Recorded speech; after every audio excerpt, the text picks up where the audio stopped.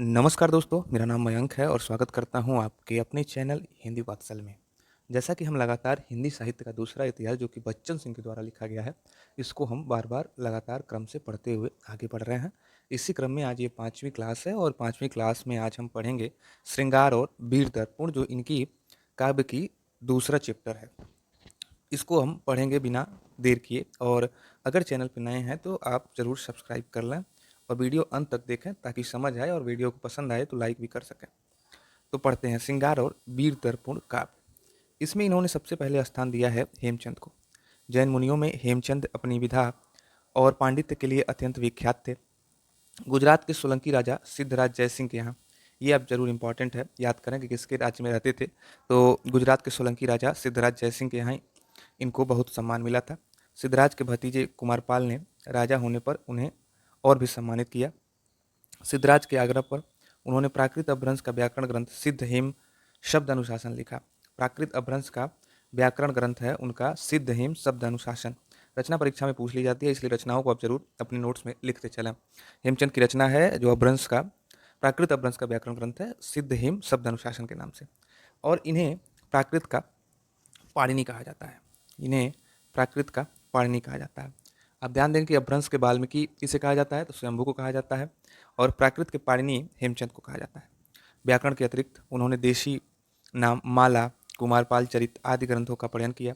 कुमारपाल चरित इन्होंने रचा इसलिए क्योंकि सिद्धराज के भतीजे कुमारपाल ने भी इनको सम्मान दिया था। सिद्ध हेम शब्द अनुशासन में पता नहीं कहाँ कहाँ से मधुकोश एकत्र किया गया है। एक चोटी का व्याकरण और एक कोटि का सहृदय अत्यंत विरल संयोग है।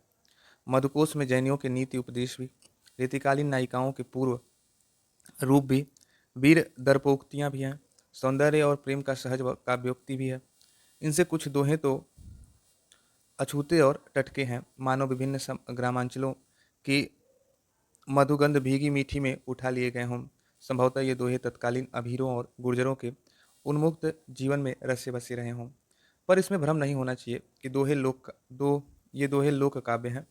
इन्हें कवियों ने अपनी अनुभूति और कल्पना द्वारा समुचित शब्दों में विन्यस्त किया और कुछ उदाहरण है उनका देखिए कि सिर जरखंडी लो अडी गली अंडा नबीश तोबी गुट्ठा कराविया मध्य उठ अबाई बईस। यानी कि नायिका के सिर पर फटा पुराना वस्त्र है, गले में 10-20 गुरियों की माला भी नहीं है, फिर भी मुग्धा नायिका का अप्रतिम सौंदर्य गोष्ठ के रसिकों को उठक बैठक कराता रहता है। इसे कहते हैं अनलंकृत पुनः क्वापि, यानी कि बिना किसी आभूषण के भी सौंदर्य रसिकों के मन में व्याप्त हो सकता है और उससे एक रस निकल सकती है और अलंकार योजना देखने को मिल सकती है। फिर ये कहते हैं कि जय केवई पाय विसुपियु अकिया कुड्डू करीशु पाणीय नवई शराविय जीव शब्बई पैशीशु। यानी कि प्रिया प्रिय से विलग है, किंतु एक बार प्रिय से मिल जाने पर भी एक अभूतपूर्व कार्य करना चाहती है। यह प्रिय में सर्वांग सहित इस तरह समा जाएगी जिस तरह नए टटके सकोरे में पानी। यह पर्यवेक्षण की सूक्ष्मता और कल्पना की उदात्तता है। और प्रस्तुत तो इस तरह से कुछ उदाहरणों को बच्चन सिंह देते हैं, क्योंकि ये उदाहरण बहुत इंपॉर्टेंट उतने नहीं हैं फैक्ट के नाम पे। अब हम दूसरे कवि के नाम पे जानेंगे, मेरुतुंग। मेरुतुंग प्रसिद्ध जैनाचार्य थे। इनकी जो सबसे फेमस रचना है वो प्रबंध चिंतामणि 1304 में, याद रखिएगा, नोट में नोट भी जरूर करिए।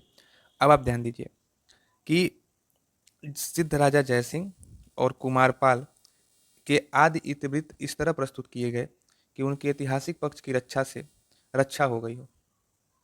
गुलेरी जी के मत अनुसार, यानी गुलेरी जी कहते हैं कि हिंदू कवियों की अपेक्षा जैन कवि इतिहास रक्षा के प्रति अधिक सचेत थे। यानी कि जो अपने राजाओं के इतिहास, अपने राजाओं के बारे में लिखने के लिए जैन कवि हिंदू कवियों की अपेक्षा ज़्यादा सचेत और ज़्यादा सजग दिखाई देते हैं गुलेरी जी के अनुसार। प्रबंध में अपभ्रंश के जो दोहे उद्धृत किए गए हैं वे दूसरों के बनाए हुए हैं। इनमें मुंज के दोहों का साहित्यिक महत्व सबसे अधिक है।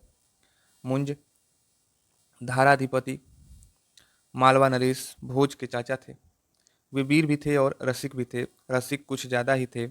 वे अपनी चहेती के पास अपने 12 योजन दूर रहती थी। ऊंट पर सवार होकर जाते थे और उसी रात लौट भी आते थे। रसिकता का इससे बड़ा प्रमाण और क्या हो सकता है। क्या होगा, एक बार उन्होंने तैलप नरेश पर चढ़ाई और बंदी बना लिए गए। मुंज को लकड़ी के पिंजड़े में बंद कर दिया गया, पर इश्क तो ऐसा आतिश है जो लगाए न लगे और बुझाए न बुझे। वहां वे तैलप नरेश के अचेड़ बहन मृणालवती से प्रेम कर बैठे। उधर मुंज के समर्थक उन्हें छुड़ाने के लिए लंबी सुरंग खोद चुके थे। मुंज मृणालवती से अपने संग भाग चलने के लिए कहा। मुंज युवक था, मृणालवती अधेड़ थी। वह उदास हो गई। उसकी उदासी को लक्ष्य करके मुंज कहता है कि मुंज मुंज भड़ई मुड़ावलई, जुबड़ गई न झूरी, अजई शक्कर शैखंड धिया, सो इस मीठी चूरी। यानी कि हे मृणालवती, बीते हुए यौवन का संताप न करो। यदि शक्कर के सैकड़ों खंड कर दिए जाएं तो भी वह मीठी ही होती है। आप देखिए किस तरह से उदाहरण दिया जाता है यहाँ पे। जीवन की सार्थकता का अर्थ समय समय पर बदलता रहता है। सामंती जीवन की सार्थकता 3 बातों पर निर्भर थी: युद्ध, तीव्रगामी घोड़े की सवारी और सुंदरियों का गाढ़ालिंगन। यानी कि उस समय सामंती व्यवस्था युद्ध पे, घोड़े की घुड़सवारी जो तीव्र से चला लेता था उस पे, और अ, सुंदरियों के गाढ़ालिंगन से पर निर्भर थी। एक जगह वह कहते हैं कि एव जम्मू नगु हगिउ, भरसरी खगु न भुग्गु, तिक्खा तुरीय न माड़िया, गोरी गली न लग्गु। यानी कि यदि योद्धा के सिर पर खड़ग न टूटा, न वह तीव्रगामी और अश्व पर चढ़ा, न सुंदर स्त्री के गले लगा, तो उसका जन्म अकारत है, उसका जन्म व्यर्थ है। मृणालवती का प्रेम सिर्फ किरणात्मक था। किरणात्मक यानी कि केवल इंटीमेसी को लेकर के था, यानी कि शारीरिक होने का था। उसे मुंज भी दूरभिसंधि का भेद भाई से बता दिया। उसने मुंज की दूरभिसंधि का भेद भाई से बता दिया। मुंज को रस्सी से बांधकर भीख मंगवाई गई। अंत में उसे मरवा डाला गया। भीख मांगते समय एक स्त्री ने आंखें मटकाई और भीख न दी। मुंज ने विरक्ति भरे स्वर में कहा, अब देखिए कि मुंज कितने बड़े आशिक थे। कहा कि भोली मुद्धि माँ गब्बु करी, पिखई पंगु पाई, आ 1456 मुंज महे गहाई, कि हे मुग्धे, मेरे हाथ में भिक्षा पात्र देखकर गर्व न कर। मुंज के 1476 हाथी चले गए। अब बात करेंगे अदामाड़ के बारे में। अदामाड़ 12वीं सदी के रचनाकार थे। मुल्तान के रहने वाले थे। अदामाड़ यानी कि अब्दुल रहमान। कुछ लोगों ने अदा का अर्थ वयनजीवी लगाया है। उनके विरह काव्य संदेश रासक, अदामाड़ की रचना है संदेश रासक के। संस्कृत टीकाकारों का भी यही मत है। पता नहीं अदा का अर्थ तुतुवाय कैसे हुआ, यानी कि संदेश रासक में तुतुवाय, तंतुवाय से संबंध शब्दावली का प्रयोग भी नहीं हुआ है। अन्य लोग अब्दुल माड़ को अब्दुल रहमान कहते हैं। संभवतः उनका विचार है कि अब्दुल रहमान का अपभ्रंश अदामाड़ हो गया। यह अनुमान इसलिए लगाया गया कि उनके पिता का नाम मीर सेन था। मीर संस्कृत का शब्द है। उसका अर्थ है पा, पार्वत्य प्रदेश, और मीर सेन जनपद भी है। व्यक्ति नाम भी, व्यक्तिवाचक नाम भी ठीक वैसे जैसे शूरसेन जनपद भी है, और व्यक्तिवाचक नाम भी। गौशाला, गोपाल आदि शब्द प्रयोग में अनुमान लगाया जा सकता है। वह अभीर रहा होगा। अध्यमाण, अक्षयमान या अध्यमाण होना अधिक औचित्य मालूम पड़ता है। यह एक दूत काव्य है। इसमें एक विरहणी नायिका एक पथिक से अपना विरह निवेदन इस अभिप्राय से करती है। ये संदेश रासक की बात हो रही है। इसके कथानकों को आप ध्यान दें कि इसमें एक विरहणी नायिका एक पथिक से अपना विरह निवेदन इस प्रकार से करती है कि वह उसका संदेश प्रिय के पास पहुंचा देगा। इसमें कथावस्तु लगभग नहीं है। 3 प्रक्रमों में बांटा गया है। प्रथम में मंगलाचरण है, कवि परिचय, आत्मनिवेदन, रचना का उद्देश्य वर्णित है।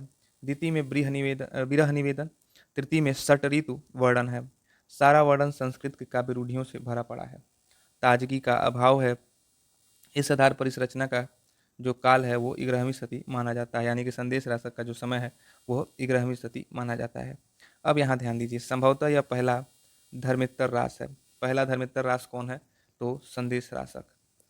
जैन मुनियों ने रास काव्य मूलतः धार्मिक होने के कारण असाहित्यिक है, पर अद्यमाण के संदेश रासक में अलौकिक विरह निवेदन है। इसकी भाषा को लेकर पंडितों में मतभेद है। कुछ लोग इसे अवहट्ट कहते हैं, कुछ मानक अपभ्रंश। यदि संदेश रासक की भाषा अवहट्ट है तो परिनिष्ठित अपभ्रंश किसे कहेंगे? हेमचंद के व्याकरण में उद्धृत दोहे अपेक्षाकृत अधिक बोधगम्य है। पता नहीं किन कारणों से द्विवेदी जी संदेश रासक को आदिकाल में रखते हैं और हेमचंद को बाहर कर देते हैं।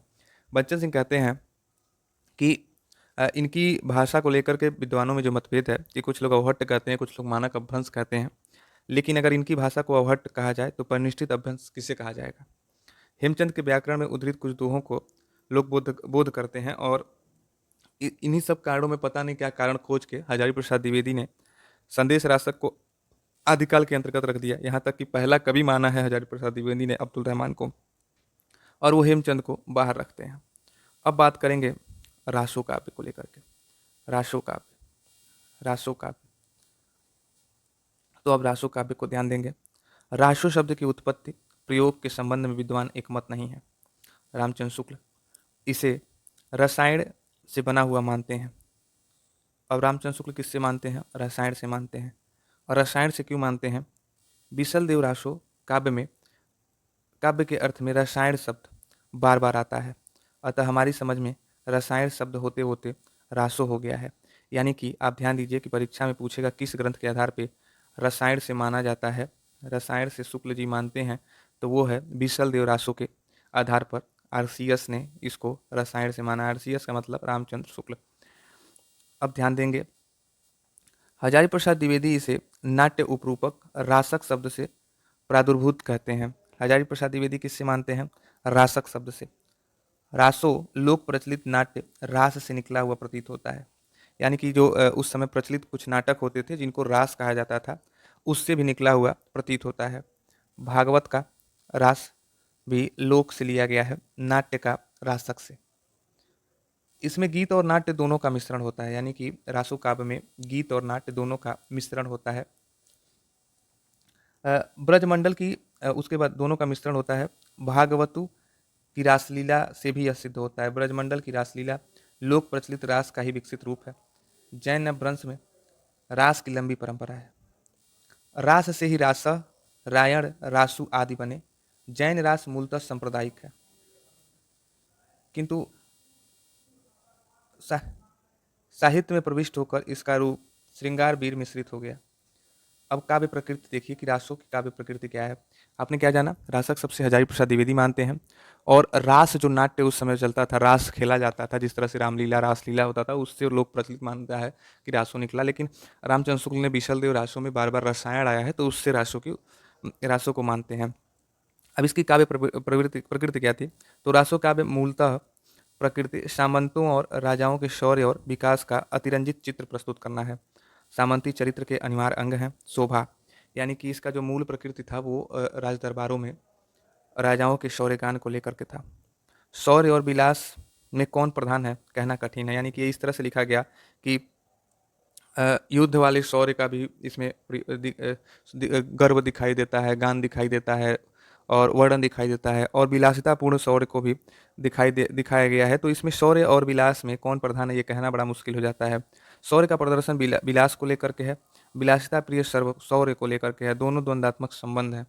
किसी की सुंदर लड़की देखी तो उसे प्राप्त करने के लिए चट दौड़े, यानी कि उस समय युद्धों का यही सिलसिला जारी था कि कोई अगर सुंदर कन्या दिख गई तो उसे प्राप्त करने के लिए द्वंद्व युद्ध शुरू हो जाता था। इस समय मुसलमानों के आक्रमण और तेज हो गए। हर्षवर्धन की मृत्यु के बाद कोई केंद्रीय सत्ता नहीं थी जो विदेशी आक्रमणकारियों और मुंह तोड़ उत्तर थे।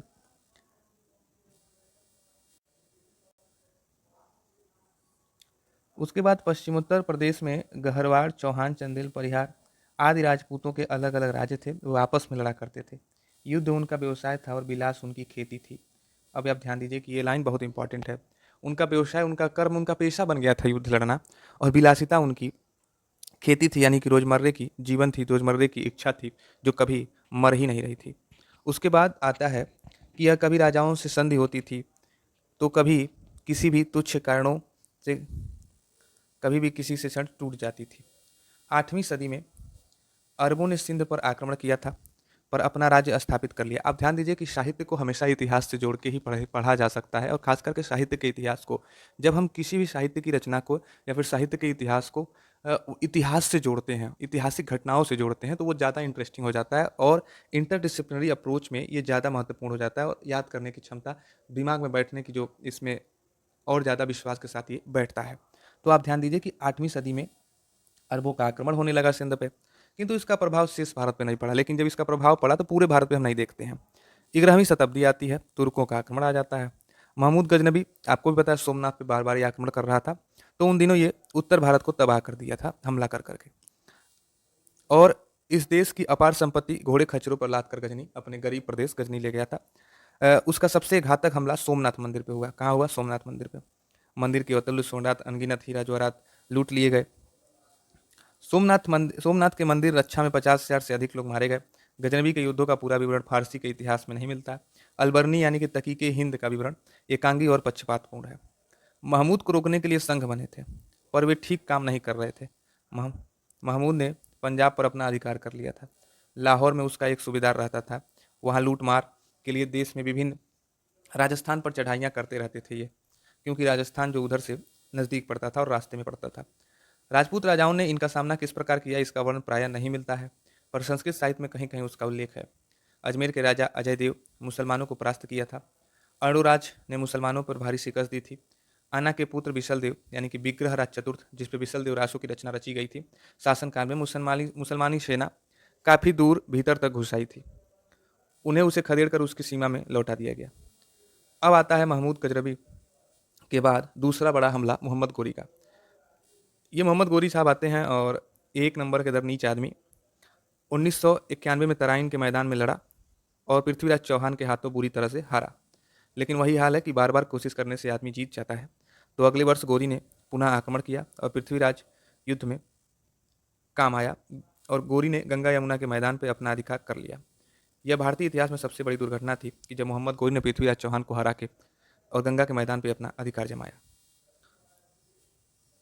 हिंदू राजा महाराजा कम शक्तिशाली नहीं थे, न तो उनमें देशभक्ति की कमी थी, पर वे आपस में लड़ाइयों से जर्जर हो चुके थे। आपको पता है कि जितने भी राजपूत राजवंश थे, वो महिलाओं को लेकर के, सुंदर युवतियों को लेकर के, जिनका व्यवसाय युद्ध बन चुका था और विलासिता उनकी खेती बन चुकी थी, इसमें राजपूत आपस में ही लड़के बिल्कुल ही कमज़ोर हो चुके थे, जर्जर हो चुके थे। तो जब हम आपस में ही लड़ेंगे तो बाहरी उसका फ़ायदा उठाएंगे ही, और उसी का फ़ायदा मोहम्मद गोरी उठा के बार बार आक्रमण करता है और अंत में पृथ्वीराज चौहान को हराता है। उनके लड़ाई के उपकरण भी पुराने हो गए थे, हाथियों पर भरोसा नहीं किया जा सकता था, हिंदू नैतिकता और शत्रुत्वों के दयाभाव से अलग व्यवस्था हो गई थी।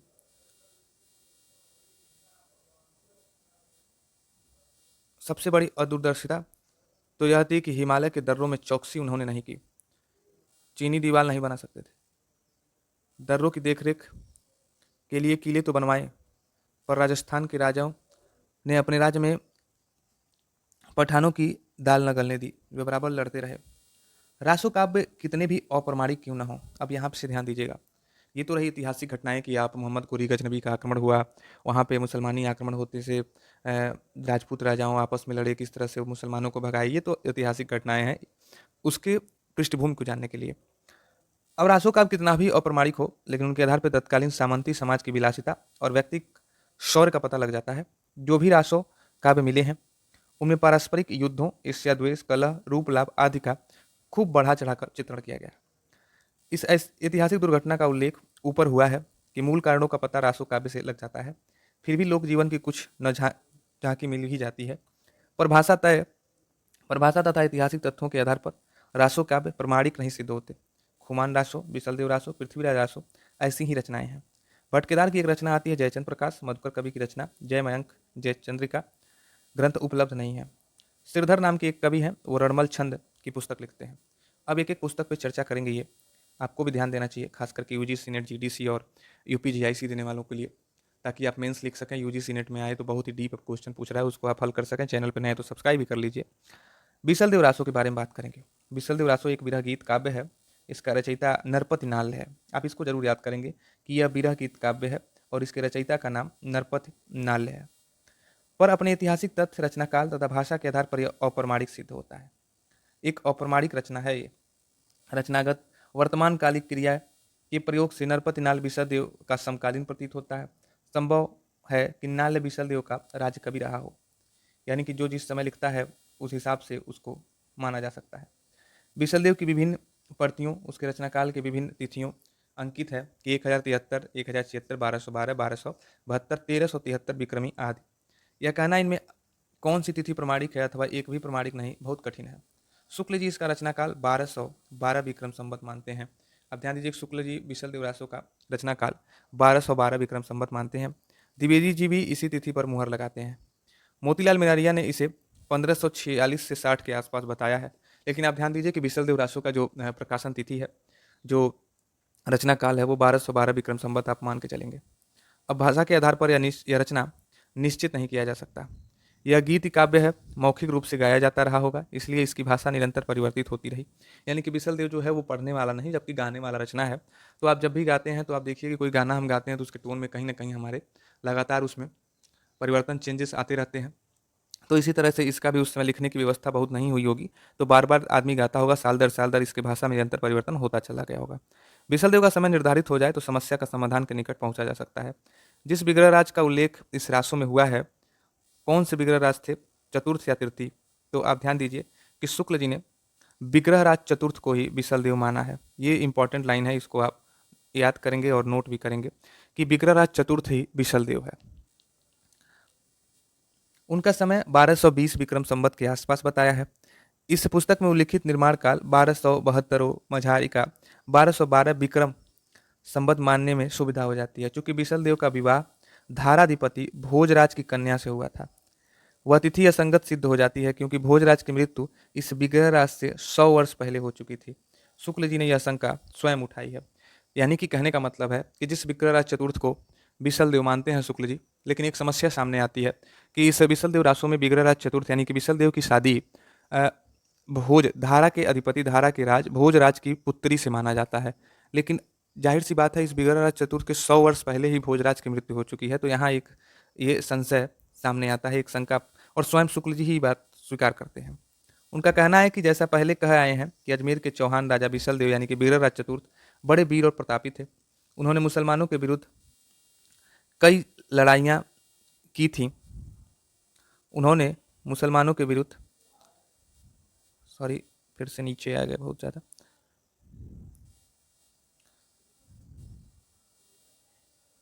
कई लड़ाइयाँ की थी। विग्रह राज चतुर्थ के बारे में हम बात कर रहे थे। कई लड़ाइयाँ की थीं। मुसलमानों को खाली कराया था कई प्रदेशों से। दिल्ली और झांसी के प्रदेश इन्हीं के राज्य में आते हैं। और इनके विरचित कुछ बहुत वर्णन इनके राजकवि सोमदेव रचित ललित विग्रह नाटक में मिलता है, संस्कृत में लिखा हुआ। अब ध्यान दीजिए कि नरपति नाल के इस बिसल देव रासों में जैसा कि होना चाहिए था, न तो उस वीर राजा की ऐतिहासिक चढ़ाइयों का वर्णन है, न उनके शौर्य के पराक्रम की वर्णन है। यानी कि इसमें शुद्ध रूप से बिसल देव के प्रेम वर्णन पे आधारित ये रचना है। अतः इस छोटी सी पुस्तक को बिसल देव ऐसे वीर का रासो कहना खटकता तो है, ये शुक्ल जी खुद लिखते हैं, पर नाल विग्रहराज चतुर्थ का नहीं, तृतीय का समसामयिक था। अब यहाँ ध्यान दीजिए कि विग्रहराज चतुर्थ जो अब तक बिसल देव था, उसके समकालीन नाल नरपति नाल नहीं थे, बल्कि वो विग्रहराज तृतीय के समकालीन थे। वह चौथे विग्रहराज की तरह सूरवीर नहीं था। जहाँ तक शौर्य और श्रृंगार का संबंध है, यह अर्ध सामंत था, यानी विलासी तो था, वीर नहीं। यानी कि जो विग्रहराज चतुर्थ की घटना इसमें दिखाई गई है, उसके समकालीन इस बिसल देव रासो के लेखक नहीं है। बिसल देव रासो के जो लेखक है नरपति नाल, वो विग्रहराज तृतीय के समकालीन है। और विग्रहराज तृतीय एक डरपोक राजा था, जिसके अंदर विलासिता थी लेकिन वीरता नहीं थी। लेकिन विग्रहराज चतुर्थ की इसमें व्याख्या की गई है, जो कि एक शौर्य और प्रतापी राजा था। ऐसे राजा का रासो श्रृंगारिक ही हो सकता है। भोजराज का उत्तराधिकारी 1116 विक्रम में विद्यमान था। विग्रहराज तृतीय ने सेना बेचकर उसकी सहायता की थी।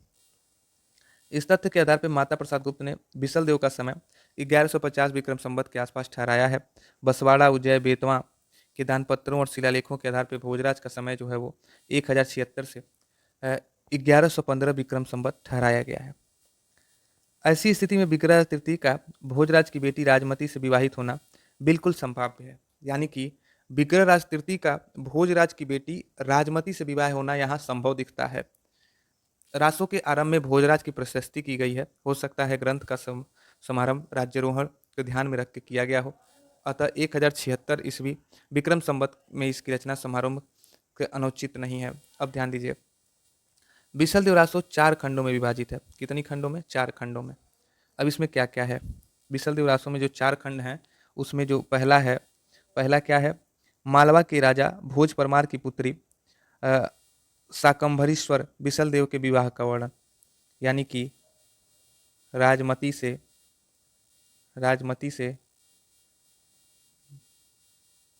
बीसल देव के विवाह का वर्णन। ठीक, दूसरे खंड में क्या देता है, तो राजमती रूठ कर रत्न ले आने के लिए बीसल देव का उड़ीसा जाना, यानी कि राजमती से गुस्सा होकर के बीसल देव उड़ीसा चला जाता है। तीसरे खंड में राजमती का विरह वर्णन है, जब बीसल देव उड़ीसा चला जाता है तो राजमती के विरह वर्णन का है। चौथे में भोजराज का अपनी पुत्री का मालवा ले जाना और उसी से बीसल देव के उड़ीसा से लौटने और राजमती के घर से आने का प्रसंग संभावित, यानी कि फिर से बीसल देव लौट आता है और वो राजमती से मिल जाता है। संदेश रासक की तरफ बीसल देव एक गेय काव्य है। फर्क यह है कि रासों की कुछ घटनाएं भी जुड़ गई हैं, जबकि रासक में घटनाएं नहीं हैं। संदेश रासक में घटनाएं नहीं हैं और बीसल देव रासों में घटनाएं हैं। नाल एक ओर राजाश्रित हैं, दूसरी ओर उनके काव्य में लोक तत्व की भी कमी है। इन लोक तत्वों के आधार पर किसी को जनकवि घोषित करना भ्रम पैदा करना है।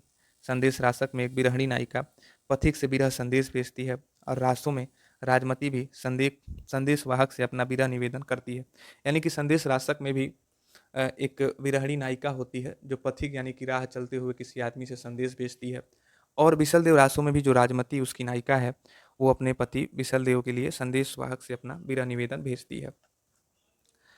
रासक में संदेश वाहक के जाने के पीछे ही नायक आ जाता है, किंतु रासों के संदेश वाहक संदेश लेकर उड़ीसा जा पहुंचता है।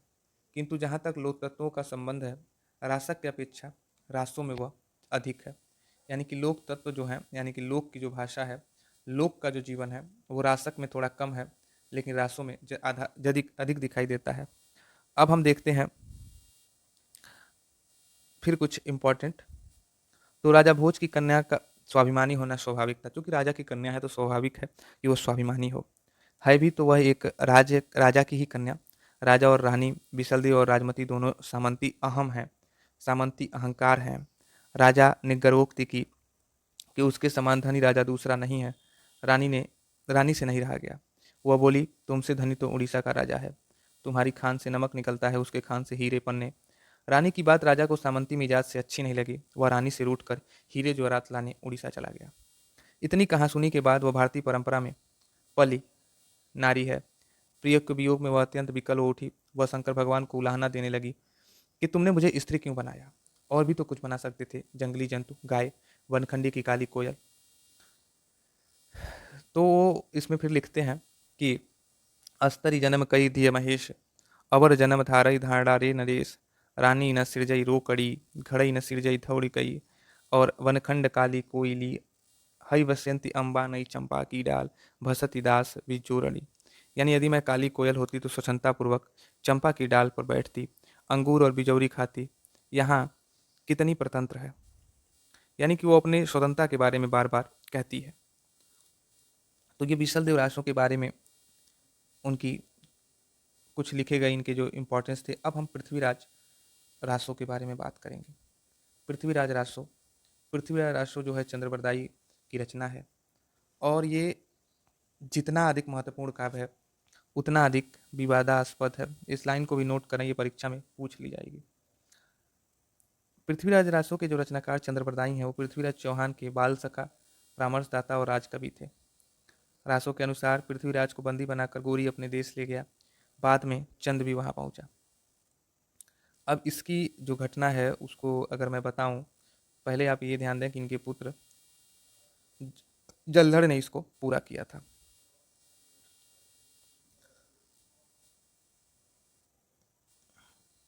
इसकी प्रामाणिकता और अप्रामाणिकता लेकर विद्वानों में मतभेद है।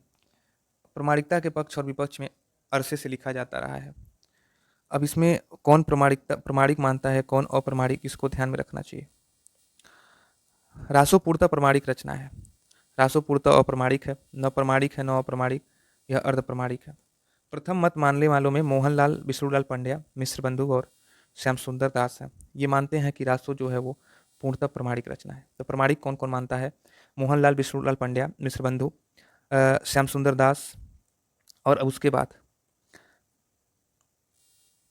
दूसरे नंबर पे आते हैं तो उसमें है कि रासो जो है बूलर, गौरी शंकर, हीरा चंद ओझा, देवी प्रसाद, कविराज, श्यामल दास, रामचंद्र शुक्ल इसे जाली ग्रंथ ठहराते हैं। जाली ग्रंथ ठहराते हैं, पृथ्वीराज को अप्रामाणिक मान लेते हैं। तीसरा मत है मुनिजिन विजय और हजारी प्रसाद द्विवेदी का। हजारी प्रसाद द्विवेदी और मुनिजिन विजय मानते हैं कि पुरातन पर्वत संग्रह में चंद गणित बार भणित 4 छप्पियों को उद्धृत करते हैं और बताया है कि मूल रासों की भाषा अपभ्रंश थी। इसलिए हजारी प्रसाद ने मुनि जी की मत से संतुष्टि की है। उन्होंने एक रासों का संपादन किया और मूल रासों के आसपास है। हजारी प्रसाद द्विवेदी का मानना है कि न ये पूर्ण प्रमाणिक है और न अप्रमाणिक है, यानी कि ये जो है वो अर्ध प्रमाणिक है, ऐसा हजारी प्रसाद द्विवेदी मानते हैं। अब काव्य की बनावट को ध्यान में रखेंगे कि काव्य की बनावट क्या है। चूंकि ये रचना यूजीसी नेट के सिलेबस में है तो इसको थोड़ा ध्यान से पढ़ेंगे। चंद का रासो पारंपरिक पैटर्न को ग्रहण करते हुए अपनी समग्रता में मौलिक है। इसमें मंगलाचरण, सज्जन दुर्जन, प्रशंसा, इस तरह की चीज़ें हैं और यह एक राजनीतिक महाकाव्य है। दूसरे शब्दों में राजनीति की महाकाव्यात्मक त्रासदी ये बच्चन सिंह कहते हैं। बच्चन सिंह खुद कहते हैं, ये इम्पॉर्टेंट है कि पृथ्वीराज रासो जो है वो राजनीति की महाकाव्यात्मक त्रासदी है। इसको आप जरूर नोट करेंगे अपने नोट्स में। लिखते हैं कि राजनीति पाइये, ज्ञान पाइये, सुजानिए, उकति जुगति पाइये, अरथ घटी बड़ी उन्मानीय, यानी कि उकति जुगति का प्रयोग राजनीति पाने के लिए किया गया है। इस राजनीति के दो छोर हैं, आंतरिक विरह का सामना, बाहरी आक्रमण के साथ युद्ध। रासो का केंद्रीय वर्ण युद्ध ही है, यानी कि रासो का जो केंद्रीय भाव है वो युद्ध ही है। विलास से इतना घना रिश्ता है कि प्रबंध चिंतामणि में सामंती जीवन को बहुत ही सटीक ढंग से अभिव्यक्त किया गया। प्रबंध चिंतामणि किसकी रचना थी? तो मेरुतुंग की रचना थी। चलिए मैं थोड़ा सा इसके बारे में बताता हूँ कि ये क्यों घटता है। तो आप ध्यान देंगे कि ये जो आदिकाल की ये घटना है, इसको ऐसे याद करिए कि दिल्ली में तोमर राजा अंग होते हैं। अंग की दो पुत्रियां होती हैं, एक होती है सुंदरी और एक होती है, देखिए नाम उसका मैं भूल रहा हूँ, लेकिन एक और पुत्री है। तो इस अंग की दोनों पुत्रियों में विवाह कैसे कैसे होता है। एक का विवाह होता है पृथ्वीराज चौहान के पिता अरडोराज से और एक का विवाह होता है जयचंद के पिता विजयपाल से। तो इन दोनों के विजयपाल से जो पुत्र होता है वो जयचंद है, जयचंद, और यहाँ जो अरडोराज का पुत्र है वो पृथ्वीराज है। ठीक। अब ये अंग क्या करते हैं, जो दिल्ली पे शासन कर रहे होते हैं और इनकी एक पुत्री का शादी इससे होता है और एक पुत्री का शादी इससे होता है। तो ये अपने राज्य का जो उत्तराधिकार है वो जयचंद को न दे करके पृथ्वीराज चौहान को देते हैं। और जैसे वो पृथ्वीराज चौहान को देते हैं तो वो अजमेर और दिल्ली दोनों का शासन करने लगता है। तो ये बात जयचंद को बिल्कुल भी सुहाती नहीं है और यहाँ से युद्ध प्रारंभ होता है, यहाँ से द्वेष प्रारंभ होता है। अब आप ध्यान देंगे कि इसमें क्या है। तो पृथ्वीराज रासो विलासिता की दो स्थानें दिखाई पड़ती हैं, संयोगिता हरण के पूर्व ऋतुवर्ण और मोहम्मद गोरी के आक्रमण के समय महाजनों द्वारा राजा को सूचित करने का असमंजस। अब आगे अगर हम पढ़ेंगे तो रासो के संबंध में इतने विचार मंथन और अधिकांश लोग इसे सहमत हैं। चंद पृथ्वीराज चौहान का राजकवि था। पृथ्वीराज रासो नामक काव्य लिखा था, किंतु यह भी सच है कि रासो के 4 रूपांतरों बृहद, मध्य, लघु, लघुत्तम में से किसी भी यथावत प्रमाणिक नहीं माना जा सकता। काव्य की बुनावट एक बार अगर हम देखें, चूंकि ये तो हम पढ़ चुके हैं एक बार, सॉरी नीचे आ गया था।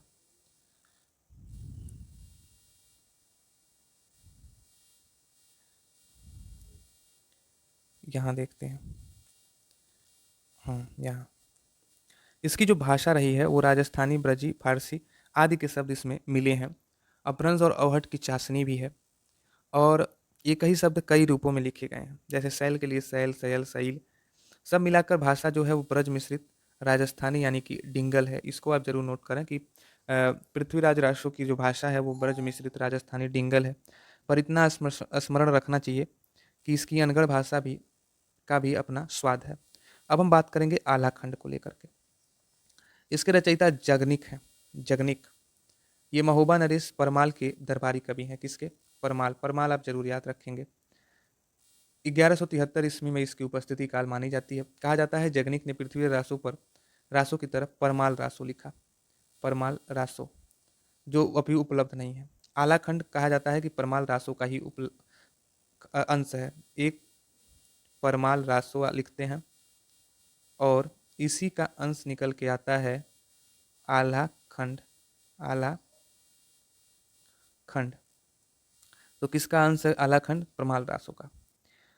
उसके बाद देखिए कि लोककंठ में बसे इस लोकप्रिय युद्ध बैलेट को 1865 में फर्रुखाबाद के तत्कालीन जिलाधीश चार्ल्स इलियट ने अनेक भाटों की सहायता से लिपिबद्ध कराया था। किसने लिपिबद्ध कराया था? चार्ल्स इलियट ने आला खंड को लिपिबद्ध कराया था 1865 में। ये इंपॉर्टेंट है, ये बहुत इंपॉर्टेंट है। 1865 में लिपिबद्ध कराया था चार्ल्स इलियट ने।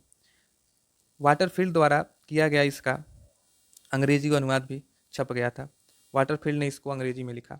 वाटरफील्ड आला खंड को पृथ्वी रासो का एक खंड मानते हैं। अब इंपॉर्टेंट ये है कि पृथ्वी रासो का पैटर्न महाकाव्यात्मक है, तो आला खंड जो है वो ज्ञात्मक है, यानी कि गाने वाला जो है। यदि यह किसी खंड का हो सकता है तो परमाल रासो का ऐसा मान्यता है। आला खंड में 52 छोटी बड़ी लड़ाइयों का युद्ध है। कितने? 52, 52। युद्ध के मुख्य कारण 3 हैं: विवाह, प्रतिशोध और भावना की लूट। ठीक।